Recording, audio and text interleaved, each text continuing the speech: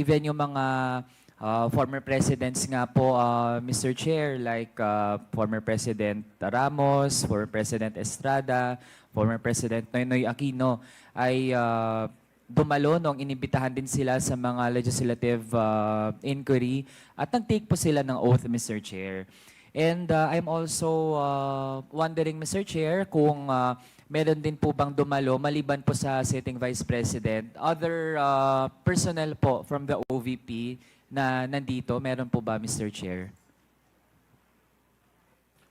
Wala po. Pero di ba, Mr. Chair, I believe we sent invitations hindi lang sa sitting Vice President, pero maging sa iba pang mga nagtitake ng major function sa OVP.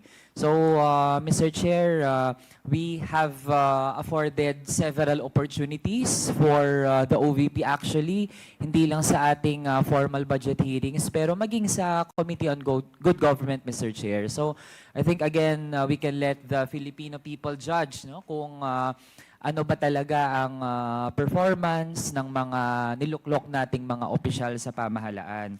So ang tatanungin ko na lang, Mr. Chair, ay ang COA. Sa COA ko po Interjection, Mr. Chair.